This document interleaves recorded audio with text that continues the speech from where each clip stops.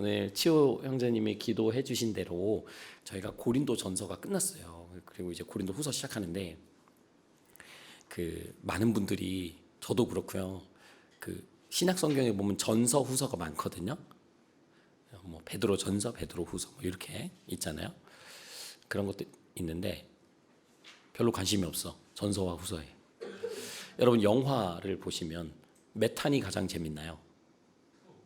2가 제일 재밌어요. 뭐 어떤 영화가? 터미네이터. 그렇죠. 유일하죠. 터미네이터만 2가 재밌고요. 뭐 다른 거 또 몇 탄이 제일 재밌던가요? 1탄. 보통 1탄이 재밌습니다. 마지막. 마지막 그 어벤져스 엔드게임. 어떤 거요?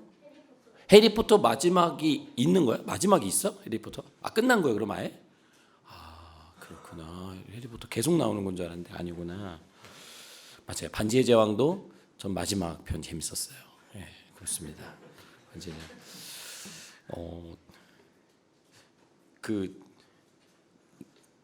이 얘기를 왜 하냐면 이제 전서와 후서가 있는데 은근히 사람들이 몰라요.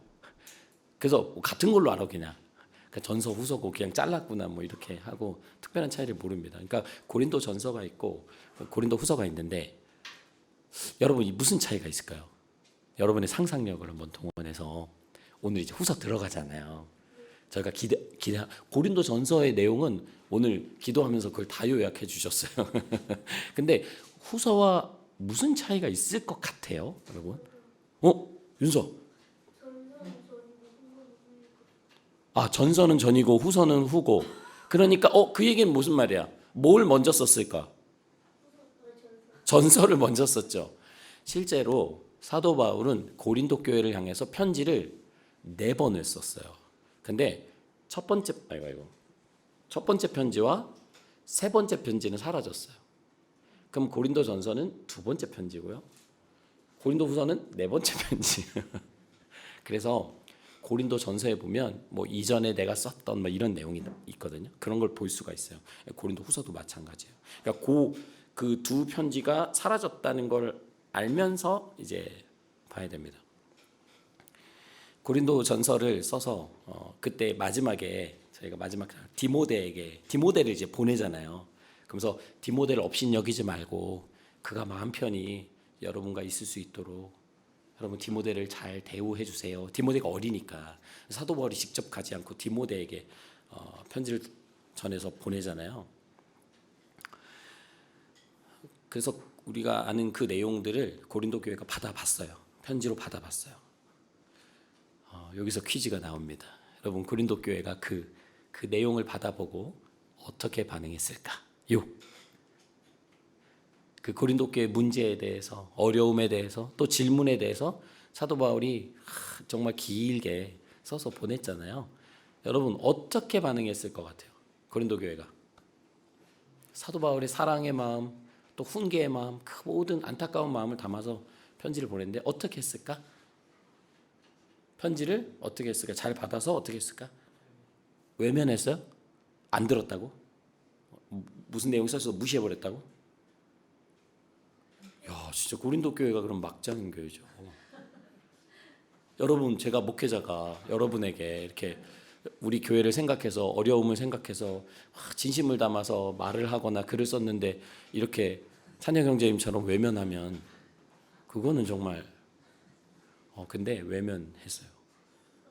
외면 정도가 아니라 무시도 하고 오히려 반박하고 했죠. 그러니까 디모데가 고린도 교회를 방문하고 바울을 찾아왔을 때 그 소식을 들려줬을 때 사도 바울은 진짜 마음이 완전히 거의 그 편지를 쓸 때도 마음이 아팠는데 이제 더 아픈 거죠. 그러니까 성도들의 마음이 이제 사도 바울에게서 떠나간 거예요. 그러니까 사도 바울에게서 마음이 떠나간 게 슬픈 게 아니라 이제 사도 바울이 뭐 욕심을 자기 사람을 만들려고 그러는 게 아니라 신앙 안에서 교회가 올바로 세워지길 위해서 했잖아요. 근데 교회가 그 메시지를 받아들일 수 없는 상태까지 이르는 거예요. 그러니까 이걸 보고 이제 교회가 막장 갈 때까지 갔다라고 하는 거거든요. 오늘날의 많은 교회도 그래요, 실제로. 그래서 제 이제 목사님들 만나서 목사님들은 보통 10년, 20년, 막 30년 목회하신 분들이잖아요. 그럼 이제 가서 대화를 하다 보면 정말 별의별 얘기를 다 듣거든요. 다양한 이야기를 듣는데 그 중에 이제 반복해서 나오는 이야기들이 뭐냐면 약간 이런 비슷한 상황이에요. 그러니까 교회를 사랑했고 목회자가 성도들을 위해서 뭔가를 했는데 성도들이 그걸 받아들이지 않은 거예요. 그리고 오히려 반감을 가지고 교회를 떠나가죠. 또 참 한국이 이렇게 그 집단주의 문화가 있어가지고 떠날 때 혼자 안 떠나요. 이게 한미교회에 한 사람 나가면 한미교회 다 나가는 거죠. 이제 다 나가면 진짜 없네. 여기 3명 났는데 그런 것처럼 그런 것에서 이제 목사님들이 어떻게 보면 안타깝고 상처를 받으시더라고요. 그런 얘기를 많이 들어요. 저도 이렇게 전도사로 목사로 아주 오래 있었던 건 아니지만 이제 거의 한 10년이 되어 가는데요. 저도 이렇게 힘들 때가 있거든요. 언제 힘들까요? 언제 힘들 것 같아요? 일이 많을 때 막 너무 바빠, 막 잠도 못 자고.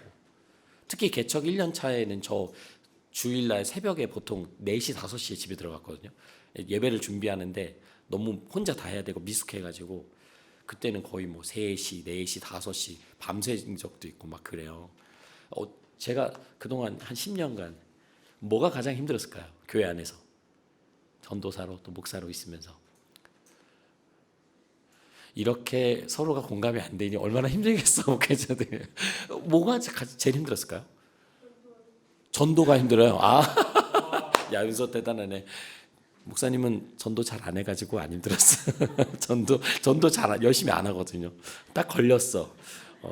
뭐가 가장 마음이 아팠을까요? 어떨 때 좀 마음이 지치고 좀 힘들었을까? 아니면 항상 제가 또 항상 이렇게 파이팅 있잖아요. 그 10년간 이렇게 파이팅 했을까들? 설교가 안 들어간다. 그건 매주 느껴요. 지금 안 들어가잖아. 지금 안 들어가잖아. 다 까먹잖아. 그거는 뭐 그건 일상이 그 정도로는 상처 안 받아요. 그거는 괜찮아. 뭐 그럴 수 있죠. 그런 걸로 상처받으면 못하죠. 자, 이렇게 성도들이 하나님에게서 멀어지는 것. 이게요, 뭐 목회자가 다는 아니에요. 그리고 목회자가 옳다는 게 아니에요. 저는 그런 얘기를 하고 싶은 게 아니라 이 성도들이 하나님과 멀어지면서 그 신앙 공동체, 교회 공동체 안에 올바른 마음으로 함께 돌아봐주고 또 격려해주고 때로는 또 좋은 조언을 해주고 함께 이야기하는 그 사람들의 말이 들리지 않아요.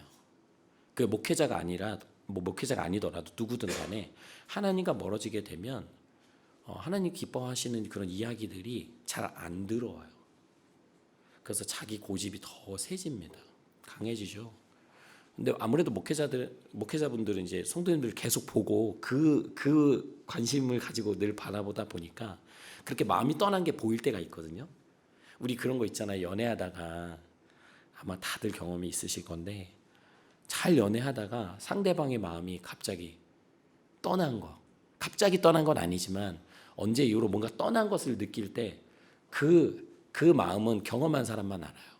예전에는 나에 대해서 호감도 있었고 좋아해 줬는데 이제는 그냥 사람 친구 보듯이 저를 바라봤을 때 저는 굉장히 자존심도 상하고 굉장히 좀 서글프더라고요. 저의 이야기입니다. 저의 이야기인데 그러니까 그렇게 마음이 떠나면 사람이 달라지거든요. 그러니까 사도 바울은 고린도 교회가 마음이 떠난 것을 어떻게 보면 그것이 하나님으로부터 떠난 것이고 그러다 보니 사도 바울에게도 떠난 것을 확인할 수 있었죠. 이런 상황에서 사도 바울이 그들을 방문했지만 별 좋은 효과는 없었어요. 그러니까 이게 뭐 어떻게 한다고 되는 게 아닌 거죠. 이제 사도 바울이 어떻게 보면 자신이 더 이상 할 수 있는 것은 없다 이렇게 생각하고 돌아옵니다. 돌아오고 나중에 3번째 편지를 쓰고 그 다음에 오늘 고린도후서를 기록하게 되는 거예요. 그러니까 고린도후서 말씀을 우리가 오늘 함께 보겠지만 말씀이 좋네, 내용이 좋다 이렇게만 보시면 안 되고 이러한 상황에 놓인 사도 바울이 고린도 교회에게 하는 말이라고 들으셔야 돼요. 그래야지 그 한마디 한마디가 어떤 마음으로 전달했을까, 또 여러분이 어떤 상황에서 우리가 들으면 좋을까 이렇게 생각해 보실 수 있을 것 같습니다. 사도 바울은 오늘 고린도후서 1장을 시작하면서 이렇게 해요. 하나님의 뜻으로 그리스도 예수의 사도가 된 나 바울과 형제 디모데가 고린도에 있는 하나님의 교회와 온 아가야 지방에 있는 모든 성도에게 편지를 씁니다. 이제는 그 사이 그 시간이 지나가면서 고린도 교회뿐만 아니라 아가야 지역까지 이제 그리스도인들이 더 많이 생겨났습니다.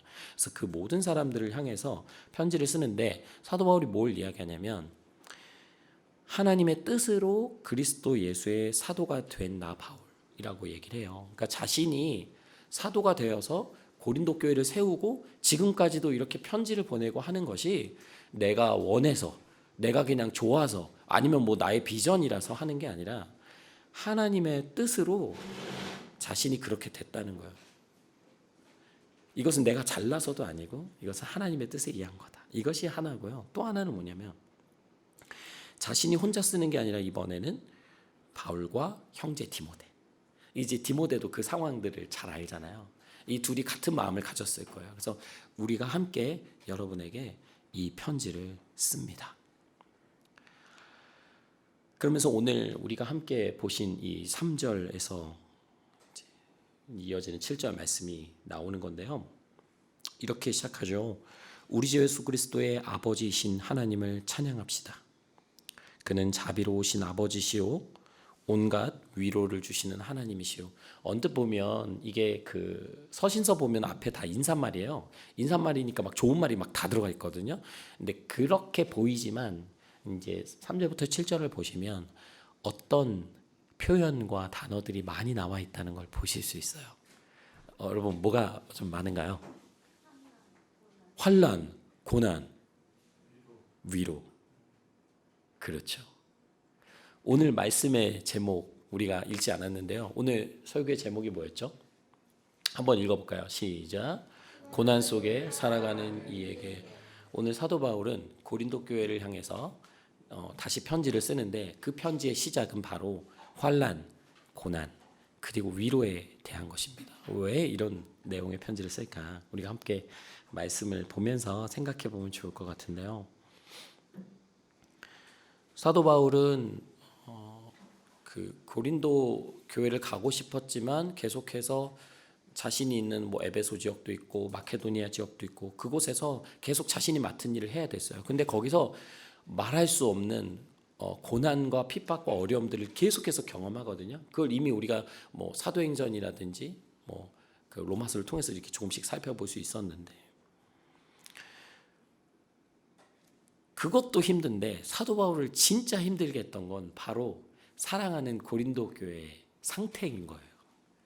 그러니까 사도 바울이 3절에서 또 4절에서 온갖 환난 가운데서 하나님은 우리를 위로하여 주십니다.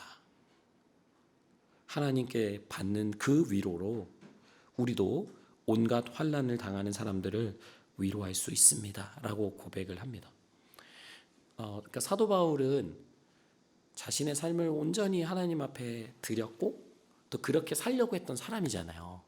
그런데 여러분 그럼 그렇게 살면 그 삶의 결과는 어떻게 돼야 될까요? 좀 그 인생이 좀 어떻게 돼야 될 것 같아? 여러분 이렇게 교회에 나오시고 뭐 나오는 것뿐만 아니라 신앙을 가지고 또 하나님 말씀대로 여러분이 살아가려고 하면 할수록 우리의 삶에 뭐가 있어야 될까? 보상이 있어야 되지 않겠어요? 그런 간증 많이 들어보셨나요? 하나님 열심히 믿었더니 하나님께 이렇게 헌신했더니 하나님께서 돈을 주셨어요? 치호 형제님? 여러분 오늘 치호 형제님이 오늘 이따 오후에 서프라이즈 있습니다. 서프라이즈인데 제가 지금 얘기하지 않고 설교 시간이니까 아니 지금 돈을 얘기하셔가지고 기대하셔도 좋고요. 그런 이야기를 많이 들었어요. 하나님 앞에 이렇게 뭐 내가 이렇게 헌금을 드렸더니 어려움 중에 하나님께서 이렇게 갚아주셨다. 또 내가 하나님 앞에 이렇게 어려움 중에 헌신했더니 하나님께서 이렇게 하셨다. 이제 그 말이 틀렸다는 건 아니에요. 틀렸다는 건 아닌데 적어도 사도 바울의 삶에서는 그게 그렇게 공식처럼 딱딱 떨어지지가 않아요. 그러니까 사도 바울이 하나님을 섬기면 섬길수록 사도 바울은 어려움을 겪게 됩니다. 그러니까 너무나 뻔한 거예요. 내가 여기서 하나님을 더 따라가면 나는 더 힘들어지겠구나. 그런데 그런 것도 힘든데 이 고린도 교회의 이런 안타까운 소식을 듣는 이 괴로움은 오늘 환난이라고 표현할 정도로 사도 바울에게 엄청난 짐으로 다가온 거죠. 여러분, 교회가 이렇게 어려워져요. 그러면 목회자는 이렇게 우리 현타 온다라고 하지만 단순히 현타가 아니라 이 중심을 가끔 잃어버리기도 합니다.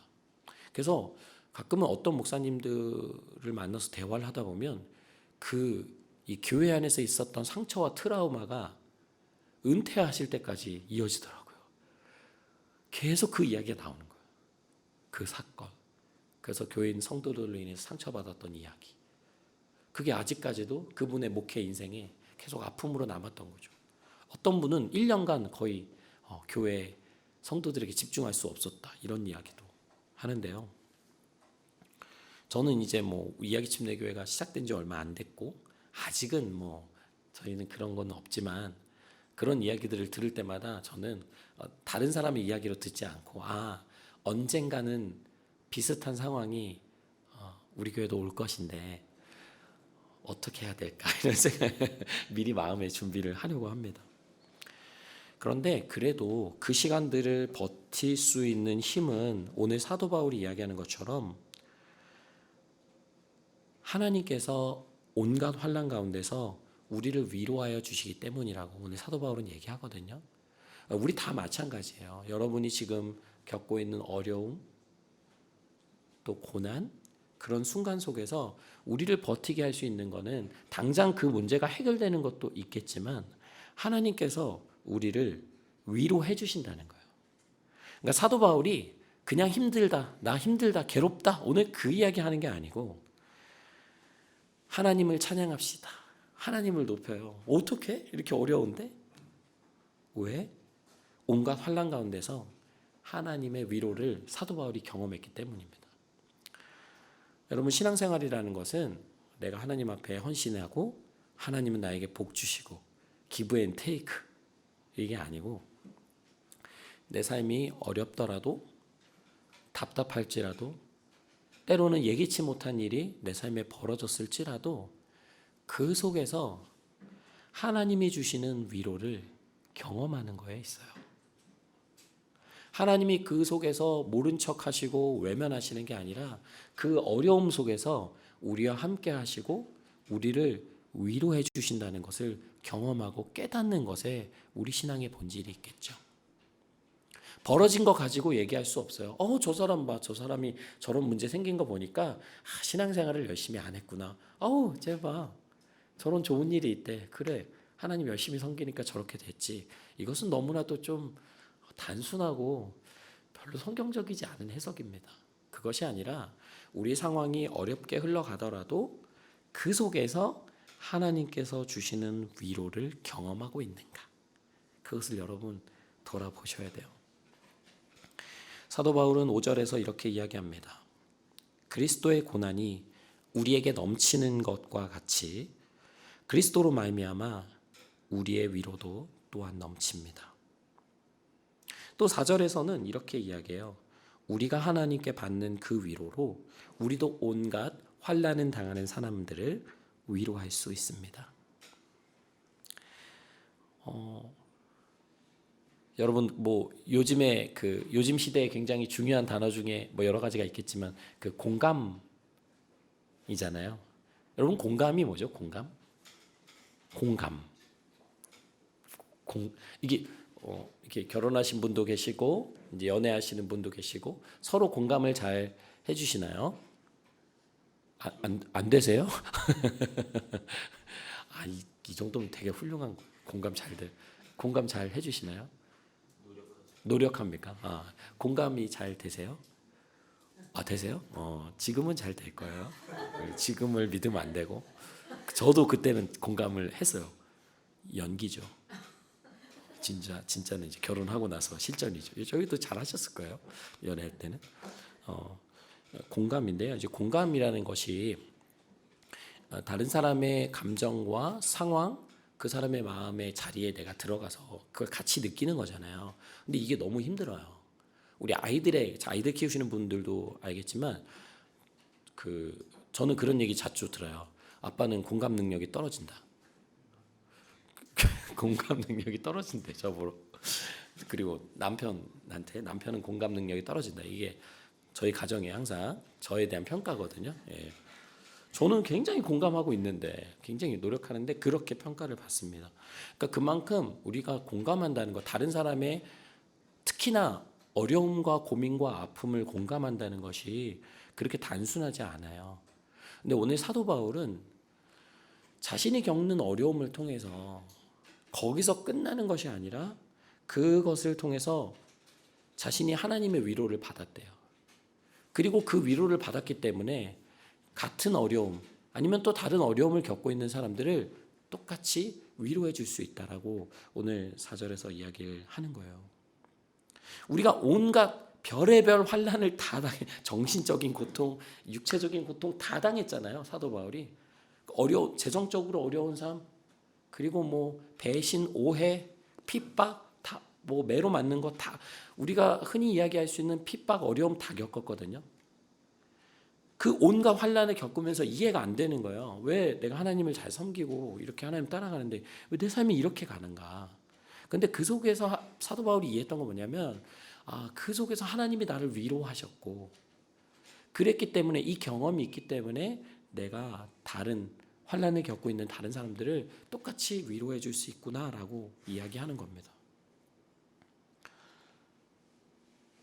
예수님께서 우리를 사랑하시죠? 믿습니까? 우리 어린이들도 배우잖아요. 예수님은 사랑이에요. 우리를 사랑하세요. 근데 예수님이 그렇게 따뜻하고 다정하게 내가 너를 사랑한다 이렇게 하시나요?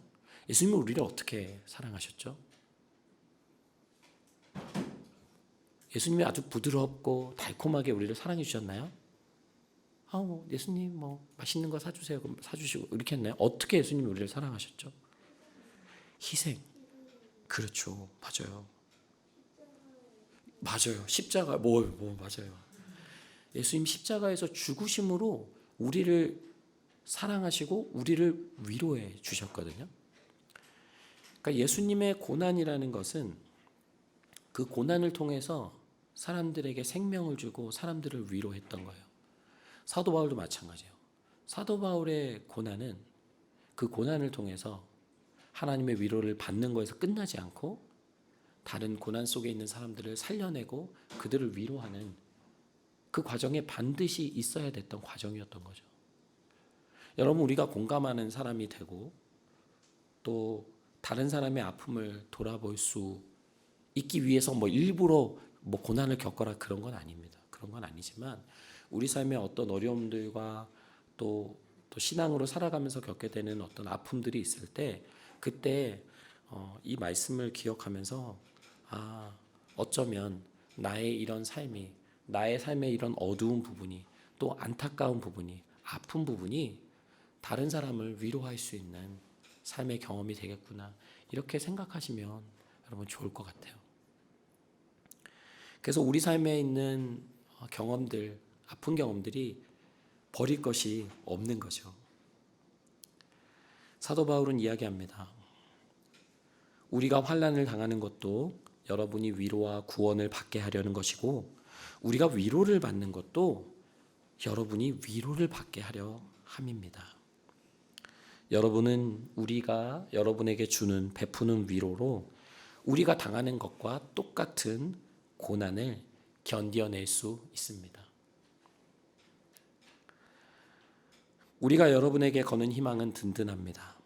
여러분이 고난에 동참하는 것과 같이 위로에도 동참하고 있음을 우리는 알고 있습니다. 여러분 삶에 혹시 어려웠던 순간, 크고 작은 어려움들이 있었겠지만 좀 많이 힘들어하고 괴로워했던 순간에 어떤 사람의 위로, 공감으로 좀 회복되고 힘을 얻었던 기억이 있으신가요? 혹시? 없으면 너무 불행한 삶 아닌가요? 그냥 아플 때 혼자였어 늘? 외로울 때 혼자였어? 외로워도 슬퍼도 그냥 혼자 버텼어요? 여러분 그런 사람이 있나요 주변에? 혹시 내가 너무 혼자는 감당하기 어려운 그런 상황에 처했을 때 혹시 나를 위로해주는 한 사람이 있었던 경험이 있나요? 있어요? 아 있으세요? 아 와이프가 역시 여기는 이제 딸이야. 나 안 물어봤어. 니 그렇게 얘기할 줄 알죠. 딸로 인해서 위로를 받았다고 하시는데 누군가가 어려움에 처했을 때 우리가 위로할 수 있다는 것은 위로하는 사람에게는 그게 대단하지 않을지 몰라도 그 위로를 받는 사람에게는 때로는 그게 생명과도 같아요.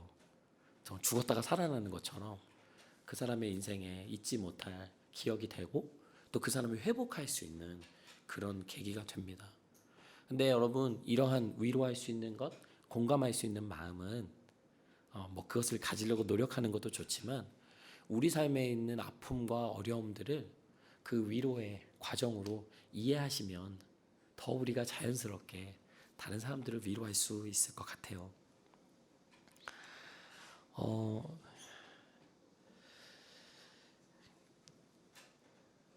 사도 바울이 그 여행 계획을 미리 알려줬거든요. 고린도 교회에게 나 이렇게 들렸다가 고린도 교회 갔다가 뭐 이렇게 가고 이렇게 갈 거야라고 했는데 사도 바울이 그것을 그대로 지키지 못했어요. 17절에 이런 이야기를 합니다. 내가 이런 계획을 세운 것이 변덕스러운 일이었겠습니까? 그러니까 어디를 들렸다 이렇게 가는데 예전에 했던 대로 와야 되는데 약속했던 대로 고린도를 방문했어야 되는데 고린도를 방문하지 않고 막 다른 방식으로 갔다는 거예요. 교회 안에서는 또 사도 바울을 오해하고 모함하기 시작했어요. 왜 약속을 안 지키지? 바울 사도가 왜 이렇게 얘기해놓고 또 저렇게 하지?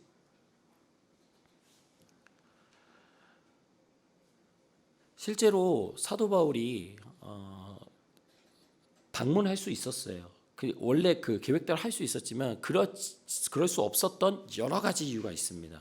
여러 가지 이유가 있고 또 하나는 뭐냐면 고린도 교회의 상황 때문에 지금 사도 바울이 또 방문하는 것이 교회에 유익하지 않았기 때문에 가지 않았던 거예요. 근데 이미 교인들의 마음은 사도 바울과 멀어졌잖아요. 그러니까 사도 바울이 뭘 해도 그것이 다 비난의 대상이 되는 거예요.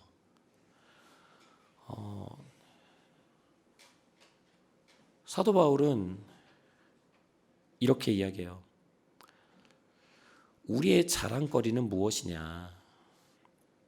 우리는 세상에서 아니면 고린도 교인들 여러분을 대할 때 우리는 하나님께서 주신 순박함과 진실함으로 행하고 세상의 지혜로 막 겉모술수를 써서 막 고린도 교회 사람들을 막 내가 어떻게 인도하고 이끌고 내 사람으로 만들고 그게 아니라 세상의 지혜가 아닌 하나님의 은혜로 여러분을 대할 때 내가 그렇게 했다는 겁니다.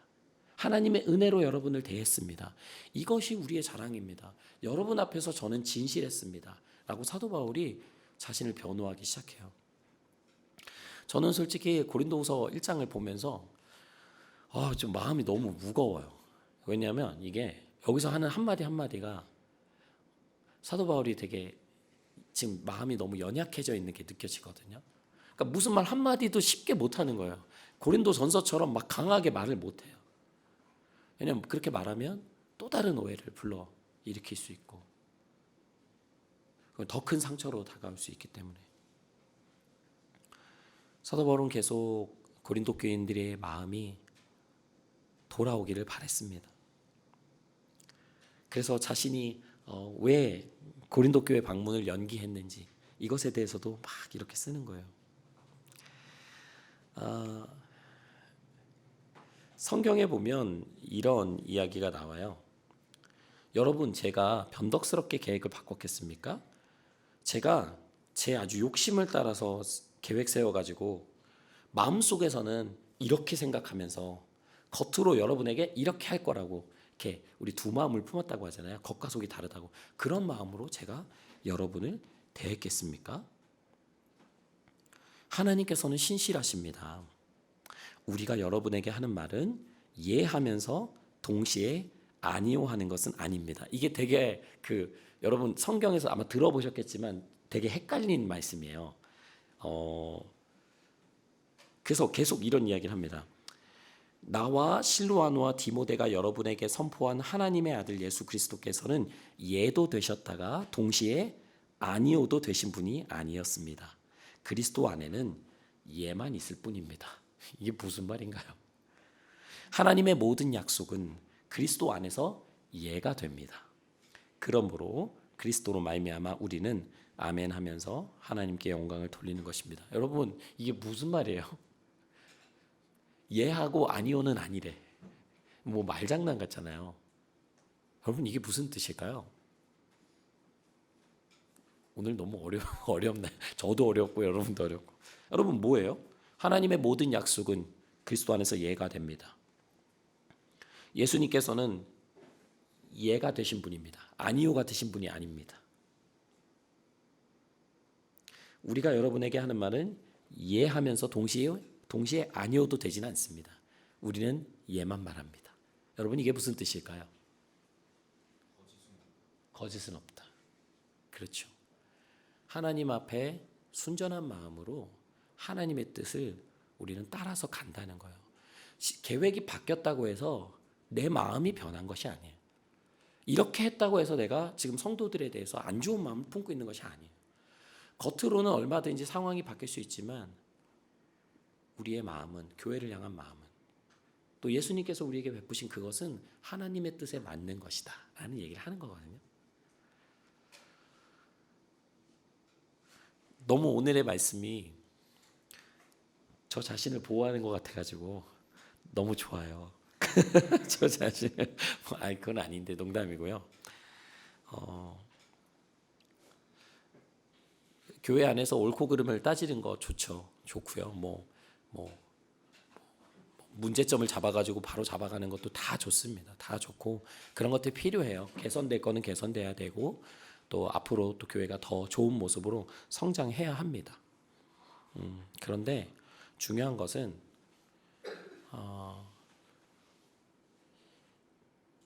우리의 마음의 중심이 하나님으로부터 멀어지기 시작하면 교회는 분열되게 돼 있어요. 그리고 그게 목회자와의 성도의 관계든 성도들과 성도님들과의 관계든 어떤 관계든 간에 이런 문제들로 나타나게 돼 있습니다. 그것이 단순히 개인의 문제인 것 같죠? 그냥 저 사람 나쁜 사람이야, 저 사람 나랑 안 맞아 이런 것 같잖아요. 아니요. 그렇게 되면 지금 사도 바울이 고린도 교회를 바라보는 것처럼 교회 전체가 어려움을 겪게 되는 거예요. 그리고 그것이 교회 공동체에 속한 모든 한 사람 한 사람의 삶과 신앙에 좋지 않은 영향을 주게 됩니다.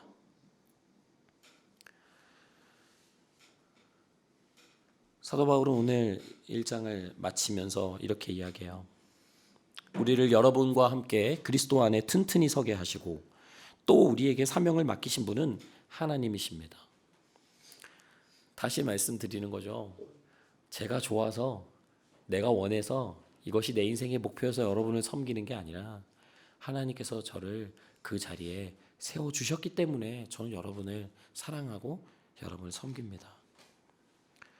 하나님께서는 우리를 하나님의 것이라고 인을 치셨다. 그러니까 도장을 찍으셨다는 거거든요. 그러니까 사도 바울이 함께하는 그 교회를 섬기는 그 디모데도 마찬가지고 그 일행들이 있잖아요. 그 일행들을 하나님께서는 하나님의 것이다라고 도장을 찍어주셨고 거기에 대한 보증으로 우리 마음에 성령을 주셨습니다. 이렇게 이야기합니다. 내 목숨을 걸고서 나는 하나님을 증인으로 모시렵니다. 내가 아직 고린도에 가지 않은 것은 여러분을 아끼기 때문입니다. 우리는 여러분의 믿음을 지배하려는 것이 아닙니다. 우리는 여러분이 기쁨을 누리게 하려고 함께 일하는 일꾼일 따름입니다. 여러분은 이미 믿음에 튼튼히 서 있습니다. 이것이 오늘 사도 바울의 1장을 마무리하는 말씀입니다. 고린도에 가도 돼요. 가가지고 다시 막 문제를 변호하고 변명하고 막 이게 이래서 이렇다, 교회를 바로잡을 수 있습니다. 근데 사도 바울이 생각했을 때 지금 가면 교회에게 유익하지 않을 것이다 라는 생각이 있었던 거예요. 판단이 있었던 거예요. 그래서 그렇게 하지 않은 거예요. 근데 그것이 또 다른 오해를 불러일으키고 또 사도 바울이 공격받는 계기가 됐죠. 여러분, 우리가 얼마든지 교회 안에서 오해하고 상대방의 마음과 의도를 이렇게 막 비비 꼬아서 해석하고 그렇게 충분히 할 수 있습니다. 그런데 아까 최영재님 얘기했잖아요. 목회자가 가장 마음이 아플 때가 언제냐. 사람들이 하나님에게서 멀어질 때. 그것이 하나의 현상이에요. 그러니까 하나님과 멀어지게 되면서 그것이 사람들과도 건강하지 못한 관계로 나타나게 되는 거거든요. 그래서 저는 우리 이야기 침례교회 우리 가족들이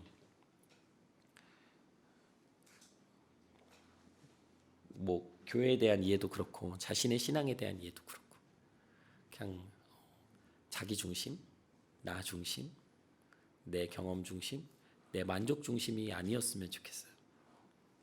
우리의 기준이 하나님 그리고 하나님의 말씀이어야 돼요.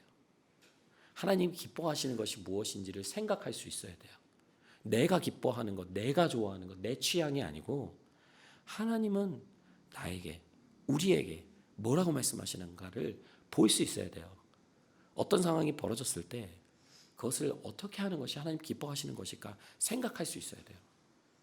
그냥 분위기에 휩쓸려 가서도 안 되고 또 어떤 영향력 있는 한 사람의 말을 듣고 따라가서도 안 되거든요. 이제 고린도후서에 앞으로 그런 이야기들이 나오겠지만 고린도후서에 당시에 예루살렘에서 온 몇몇 사람들의 마음을 사도 바울에게서 돌리기 시작했어요.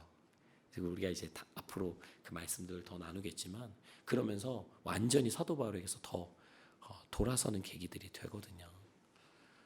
우리가 개개인이 얼마나 중심, 신앙적으로, 성경적으로 하나님 안에서 어떻게 올바로 서 있는가가 우리 신앙에 또 우리 교회 공동체에게 너무나도 중요합니다.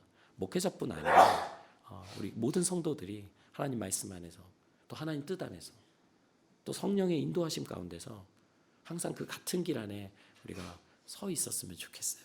우리 시간 함께 기도하겠습니다. 시간에 기도하실 때는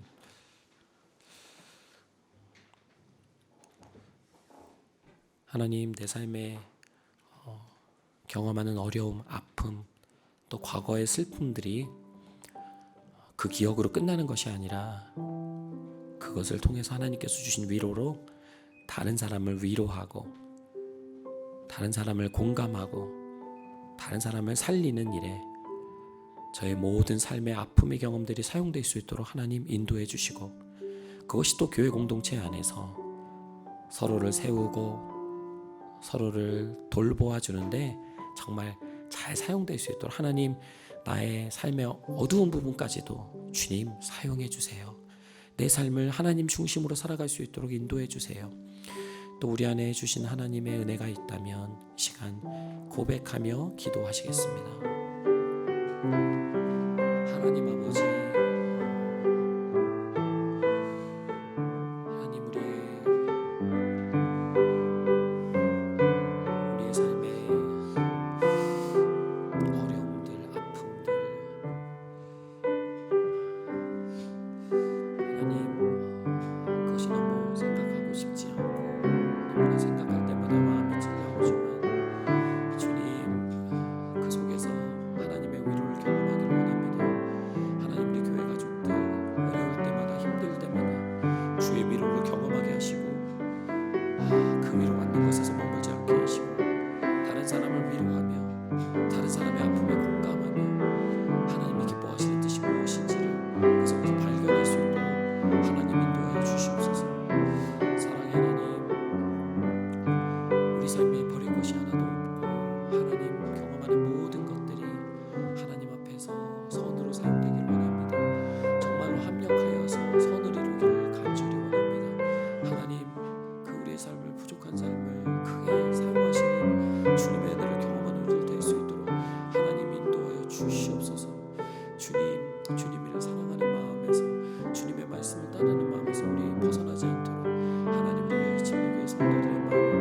회복시켜 주시옵소서. 하나님, 특별히 아픔을 겪고 있는 형제들 자매들 있습니까? 주님, 그 영혼 다가가셔서 찾아가셔서 그 마음을 어루만져 주시고 그 상처를 싸매 주시고 하나님의 위로를 경험하게 하여 주시옵소서. 주님, 그래서 정말로 더 많은 사람들을 위로할 수 있는 하나님 그런 사람으로 세워지기를 간절히 원합니다. 하나님, 다스려 주시옵소서. 하나님, 인도하여 주시옵소서.